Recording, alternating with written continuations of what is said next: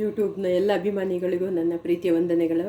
ನಾನಿವತ್ತು ಒಂದು ರುಚಿಯಾದ ಟೊಮೊಟೊದಿಂದ ಮಾಡುವಂಥ ಮುಳುಗಾಯಿ ಪಲ್ಯ ತೋರಿಸ್ತಾ ಇದ್ದೀನಿ. ಬದನೆಕಾಯಿಗೆಲ್ಲ ಹೇಗೆ ಮುಳುಗಾಯಿ ಪಲ್ಯ ಮಾಡ್ತೀರಾ ಅದೇ ರೀತಿ ನಾನಿವತ್ತು ಟೊಮೊಟೊ ಕಾಯಿನ ಮುಳುಗಾಯಿ ಪಲ್ಯ ಮಾಡೋಕ್ಕೆ ತೋರಿಸ್ಕೊಡ್ತಾ ಇದ್ದೀನಿ. ನಾನಿಲ್ಲಿ 10 ಟೊಮೊಟೊ ತೊಗೊಂಡಿದ್ದೀನಿ. 10 ಟೊಮೊಟೊಗೆ ಎಲ್ಲದನ್ನು ನಾನು ಇದ್ರ ಬೀಜ ಎಲ್ಲ ತೆಗೆದು ಕ್ಲೀನ್ ಮಾಡಿ ಇಟ್ಕೊಂಡಿದ್ದೀನಿ. ಇದಕ್ಕೆ 10 ಟೊಮೊಟೊಗೆ ಒಂದು ನಿಂಬೆಹಣ್ಣಿನ ಗಾತ್ರಕ್ಕೆ ಸ್ವಲ್ಪ ಕಡಿಮೆ ಹುಣಸೆ ಹಣ್ಣು, ಆಮೇಲೆ ಇದ್ರದ್ದೇನು ಒಳಗಿಂದು ನಾವು ಬೆಂಡು ತಿರುಳೆಲ್ಲ ತೆಗೆದಿರ್ತೀವಲ್ಲ ಅದನ್ನು ಹುಣಸೆ ಹಣ್ಣು ಹಾಕಿ ಪೇಸ್ಟ್ ಮಾಡಿ ಇಟ್ಕೊಂಡಿದ್ದೀನಿ. ಆಮೇಲೆ 1/4 ಬೌಲಿಗೆ ಸ್ವಲ್ಪ ಜಾಸ್ತಿ ಎಳ್ಳಿನ ಪುಡಿ, ಒಂದು ಅರ್ಧ ಬೌಲ್ ಶೇಂಗಾ ಪುಡಿ, ಹುರಿದಿದ್ದು ಶೇಂಗಾ ಪುಡಿ, ಆಮೇಲೆ ಅರ್ಧ ಬೌಲಿಗೆ ಸ್ವಲ್ಪ ಜಾಸ್ತಿ ಈರುಳ್ಳಿ ಸಣ್ಣಗೆ ಹೆಚ್ಚಿದ್ದು, ಅರಿಶಿನ ಪುಡಿ ಸ್ವಲ್ಪ ಹಾಕ್ಕೊತೀನಿ ಅದಕ್ಕೆ. ಆಮೇಲೆ ಸ್ವಲ್ಪ ಕೊತ್ತಂಬರಿ ಸೊಪ್ಪು, ನಮಗೆ ಖಾರ ಎಷ್ಟು ಬೇಕಷ್ಟು ಖಾರದ ಪುಡಿ, ಟೇಸ್ಟಿಗೆ ಸ್ವಲ್ಪ ಉಪ್ಪು. ಈಗೆಲ್ಲ ನಾನು ಮಿಕ್ಸ್ ಮಾಡ್ಕೊತೀನಿ ರೀ ಎಲ್ಲ.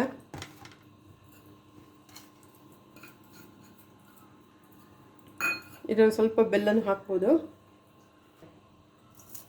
ಬೆಲ್ಲ ನಮಗೆ ಹೆಚ್ಚು ಸ್ವೀಟ್ ಹಾಕ್ಕೊಳ್ಳಲ್ಲ, ಒಂದು ಹದದಲ್ಲಿ ಹಾಕ್ಕೊತೀನಿ. ಕಪ್ ಬೆಲ್ಲ, ಆರ್ಗ್ಯಾನಿಕ್ ಬೆಲ್ಲ. ನಿಮ್ಗೆ ಸ್ವೀಟ್ ಜಾಸ್ತಿ ಬೇಕಂದ್ರೆ ನೀವು ಹಾಕ್ಕೋಬೋದು. ಸ್ವಲ್ಪ ಅರಿಶಿನ ಪುಡಿ ಹಾಕೋತಾ ಇದ್ದೇನೆ ರೀ, 1 ಚಮಚದಷ್ಟು.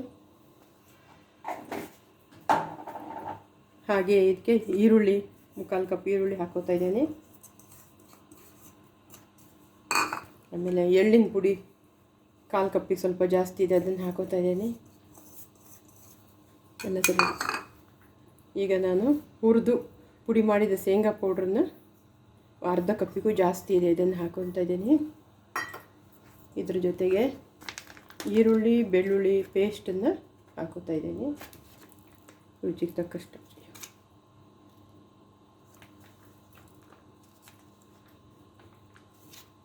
ಇದು ಈರುಳ್ಳಿ ರೆಡ್ ಚಿಲ್ಲಿ ಗಾರ್ಲಿಕ್ಸ್ 3 ಇದೆ ಪೇಸ್ಟ್ ಇದು. ಇವಾಗ ಅದ್ರ ಜೊತೆಗೆ ನಾನು ಉಪ್ಪು ಹಾಕಿದ್ದೀನಲ್ವ, ಈಗ ನಾನು ಇದಕ್ಕೆ ಟೇಸ್ಟಿಗೆ ಸ್ವಲ್ಪ ಎಷ್ಟು ಬೇಕಷ್ಟು ನೋಡಿಕೊಂಡು ಉಪ್ಪು ಹಾಕೋತಾ ಇದ್ದೀನಿ.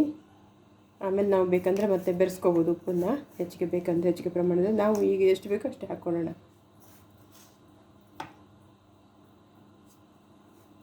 ಅದೇ ರೀತಿ ಟೊಮೊಟೊದು ಬೀಜ ಮತ್ತು ತಿರುಳೆಲ್ಲ ತೆಗೆದಿಟ್ಟಿದ್ನೆಲ್ಲ ಕೊರೆದು ಅದ್ರ ಜೊತೆಗೆ ಹುಣಸೆ ಹಣ್ಣು ಹಾಕಿದ್ದೀನಿ, ಸ್ವಲ್ಪ ಪೇಸ್ಟ್ ಮಾಡಿ ಇಟ್ಕೊಂಡಿದ್ದೀನಿ. ನಾನೀಗ ಅದನ್ನು ಇದರಲ್ಲಿ ಮಿಕ್ಸ್ ಮಾಡ್ಕೊತಾ ಇದ್ದೇನೆ ರೀ.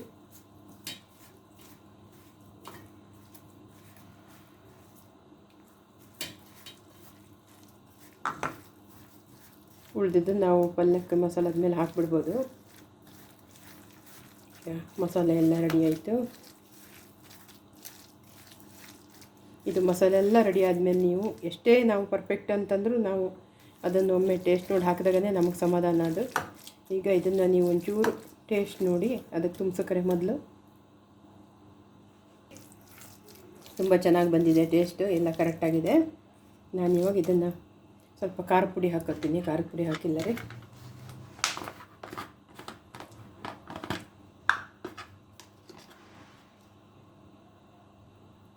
ಹುಳಿ ಅಂಶ ಇರೋದ್ರಿಂದ ಒಂಚೂರು ಖಾರ ಹಾಕ್ಬೋದು, ಅದಕ್ಕೆ ತೊಂದರೆ ಇಲ್ಲ.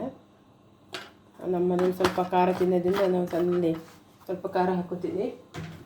ನಿಮಗೆಲ್ಲ ನಿಮ್ಮ ಖಾರ ಕಡಿಮೆ ಅಂದರೆ ಸ್ವಲ್ಪ ಖಾರ ಕಡಿಮೆ ಹಾಕ್ಕೋಬೋದು, ತೊಂದರೆ ಇಲ್ಲ. ನಿಮಗೆ ಎಷ್ಟು ಬೇಕೋ ಅಷ್ಟು ಹಾಕೊಳ್ಳಿ, ಖಾರ ಬೆಲ್ಲ ಎಲ್ಲ. ಈಗ ಇದನ್ನು ಟೊಮೊಟೊಗೆಲ್ಲ ತುಂಬಬೇಕಾಗತ್ತೆ. ನಾನಿಲ್ಲಿ ಬಾಣಲೆಯಲ್ಲಿ ಎಣ್ಣೆ ಹಾಕಿದ್ದೀನಿ, ಇದಕ್ಕೆ ಸಾಸಿವೆ ಹಾಕಿದ್ದೀನಿ.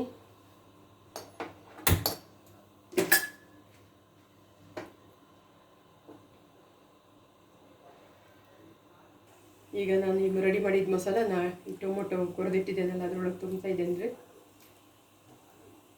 ಹಾಂ, ಈಗ ರೆಡಿ ಮಾಡಿದ್ದು ಮಸಾಲೆನ ಟೊಮೊಟೊಗೆ ತುಂಬಿ ನಾನು ಎಣ್ಣೆ ಒಳಗೆ ಇಡ್ತಾ ಇದ್ದೀನಿ.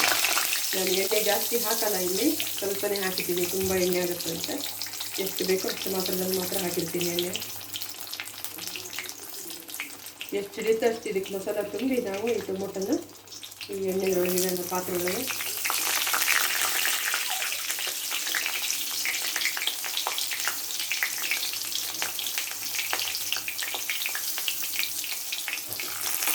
ಈಗ ಎಲ್ಲ ಟೊಮೊಟೊಗಳನ್ನು ನಾನು ಮಸಾಲ ತುಂಬ್ತಾ ಇದ್ದೀನಿ. ಆಗ್ತಾ ಬಂತು ಎಲ್ಲ. ಇದು ಒಂದು 15-20 ನಿಮಿಷ ಫ್ರೈ ಮಾಡೋಕ್ಕೆ ಬಿಡಬೇಕು. ಇದನ್ನು ಮುಚ್ಚಿಟ್ಟು ಬಿಡಬೇಕು. ಇದನ್ನೆಲ್ಲ ಮಾಡಾದ್ಮೇಲೆ ನಾನು ಇಲ್ಲಿ ಸುಮಾರು ನಮೂನೆ ಅಡುಗೆಗಳನ್ನು ತಿಂಡಿಗಳನ್ನು ಮಾಡ್ತೇನೆ. ಪ್ರತಿದಿನ ಈಗ ನಾವು ಏನು ಮಾಡ್ತೀವೋ ಅದನ್ನು ನಾನು ಹಾಕ್ತಾ ಇರ್ತೀನಿ. ಯಾರಿಗೆ ಅಡುಗೆ ತಿಂಡಿಗಳು ಹೆಚ್ಚಾಗಿ ಗೊತ್ತಿಲ್ವೋ ಅವರೆಲ್ಲರೂ ತಿಳ್ಕೊಂಡು ಮಾಡಿ ಕಲೀಲಿ. ನಿಮ್ಮ ಮನೆಗಳಲ್ಲೂ ಒಂದು ಒಳ್ಳೆ ಉದ್ದೇಶದಿಂದ ನಾನು ಮಾಡಿ ಹಾಕ್ತಾಯಿದ್ದೇನೆ. ನೀವು ಮಾಡಿ ನೋಡ್ರಿ, ತುಂಬ ಚೆನ್ನಾಗಾಗುತ್ತೆ. ನಾವು ಟೇಸ್ಟಾಗಿತ್ತು, ಇದು ಪಲ್ಯ ತುಂಬ ಚೆನ್ನಾಗಿ ಬರುತ್ತೆ. ಉಳಿದಿದ್ದ ಮಸಾಲನ್ನು ನಾನು ಈ ಟೊಮೊಟೊ ಮೇಲೆ ಹಾಕಿ ಸ್ವಲ್ಪ ನೀರು ಹಾಕ್ತಾಯಿದ್ದೀನಿ. ನಾನು ಇದನ್ನು ಈಗ ಎಲ್ಲ ತೊಳೆದು ಹಾಕಿ ನೀವು ಬಂದ್ ಮಾಡಿಟ್ಬಿಡ್ತೀನಿ. ಒಂದು 15-20 ನಿಮಿಷದಲ್ಲಿ ಇದು ಪಲ್ಯ ರೆಡಿ ಆಗುತ್ತೆ. ರುಚಿಯಾದ ಟೊಮೊಟೊ ಹಣ್ಣಿನ ಮುಳುಗಾಯಿ ಪಲ್ಯ.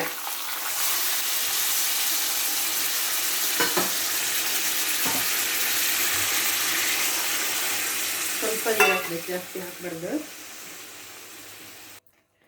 ಟೊಮೊಟೊ ಮುಳುಗಾಯಿ ಪಲ್ಯ ರೆಡಿ ಆಗ್ತಾಯಿದೆ. ಇನ್ನೊಂದು 5 ನಿಮಿಷಕ್ಕೆ ಇದು ರೆಡಿ ಆಗುತ್ತೆ. ಆಗ್ತಾ ಬಂತು, ಘಮ ಪರಿಮಳ ಬರ್ತಾಯಿದೆ, ತುಂಬ ಚೆನ್ನಾಗಿದೆ. ನೀವು ಎಲ್ಲರೂ ನಿಮ್ಮ ಮನೆಗೆ ಮಾಡಿ, ಗೊತ್ತಾಗಿಲ್ಲ ಅಂದರೆ ಕೇಳ್ರಿ, ತಿಳಿಸ್ತೀವಿ. ಇನ್ನೊಮ್ಮೆ ಮತ್ತೊಮ್ಮೆ ನಿಮಗೆ ಮೆಸೇಜ್ನಲ್ಲಿ ಹಾಕಿ ಲೈಕ್ ಮಾಡಿ, ಶೇರ್ ಮಾಡಿ. ಎಲ್ಲರೂ ನಿಮ್ಮ ಮನೆಗಳಲ್ಲೂ ಮಾಡಿ ನೋಡಿ. ಇನ್ನೊಂದು 5 ನಿಮಿಷಕ್ಕೆ ರೆಡಿ ಆಗುತ್ತೆ. ಇದರಲ್ಲೇ ಇರಲಿ ಹೀಗೆ ಬಾಣಲೆ. ಈಗ ರುಚಿಯಾದ ಟೊಮೊಟೊ ಮುಳುಗಾಯಿ ಪಲ್ಯ ರೆಡಿಯಾಗಿದೆ. ನೀವು ನಿಮ್ಮ ಮನೆಗಳಲ್ಲಿ ಮಾಡಿ ತಿಂದು ಹೇಳಿ ಹೇಗಾಗಿದೆ ಅಂತ. ಎಲ್ಲರಿಗೂ ಧನ್ಯವಾದಗಳು.